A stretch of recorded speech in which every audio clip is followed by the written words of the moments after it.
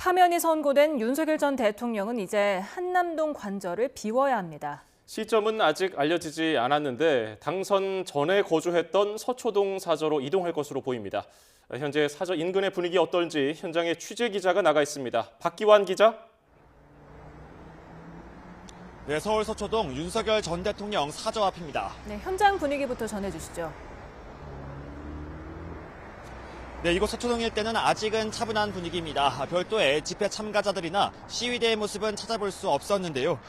다만 경찰은 이곳 사저 앞에서 집회를 열겠다는 일부 보수단체의 신고는 여러 건 들어온 것으로 파악이 됐습니다.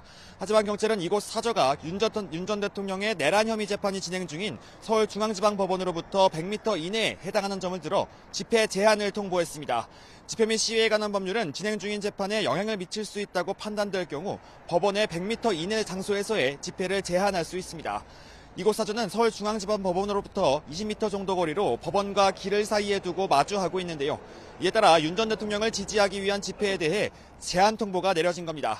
윤 전 대통령은 서울중앙지검 검사장 그리고 검찰총장으로 재직하기 이전부터 이곳에 살았습니다.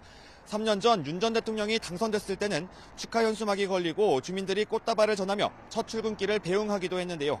그런 만큼 제가 현장에서 만난 주민들은 윤 전 대통령이 파면에 이른 상황이 안타깝다고 말했습니다. 다만 파면 선고 결과에 대해서는 예상했다는 반응을 보였는데요. 또 헌재나 관저 앞에 있던 집회 참가자들이 이곳으로 향하지 않을까 걱정하는 목소리도 나왔습니다. 예, 윤 전 대통령이 사저로 이동한 뒤에는 관저 생활과는 차이가 있을 것 같은데 뭐가 달라지는 겁니까? 네, 파면이 결정되면서 전직 대통령으로서 받을 수 있던 예우는 대부분 사라졌습니다. 별도의 사무실과 비서 그리고 운전기사와 차량 등을 더 이상 지원받을 수 없게 된 건데요. 다만 파면됐더라도 경호 자체는 유지가 됩니다. 대통령 경호법에 따라 현직 대통령이 임기 만료 전에 퇴임하면 최장 10년간 경호처의 경호를 받을 수 있습니다. 경호 인력은 축소가 되는데요. 박근혜 전 대통령의 경우에도 재직 시절 200명 규모였던 경호 인력이 파면 직후에는 사저를 지키는 경찰을 포함해 40여 명 정도로 이전의 55분의 1 수준으로 줄었습니다. 네, 언제쯤 거처로 옮길지도 궁금한데요. 어떻게 전망됩니까? 네, 윤 전 대통령이 관저에서 나와 이곳으로 오는 시점은 아직 확인되지 않았습니다. 일단 이곳에서는 경호처나 대통령실 직원들의 모습은 찾아볼 수가 없었는데요. 본격적인 이사 준비까지는 시간이 조금 더 걸릴 것으로 보입니다. 현행법상 한남동 관저를 언제까지 비워야 한다는 의무 조항은 없습니다. 박근혜 전 대통령의 경우 파면이 결정되고 이틀 뒤 삼성동 사저로 갔는데요. 당시 사저에 별도 경호동을 설치한다는 이유로 이틀 정도 시간이 더 소요됐습니다. 문제는 이곳 서초동 사저가 공동주택이라는 건데요.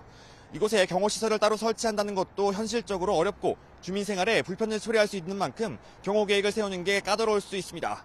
이 때문에 윤 전 대통령이 다른 곳에 거주하는 방안을 고려할 수 있다는 전망도 나오고 있습니다. 만약 그렇게 되면 윤 전 대통령이 관저에서 나오는데 시일이 더 오래 걸릴 수도 있을 것으로 보입니다.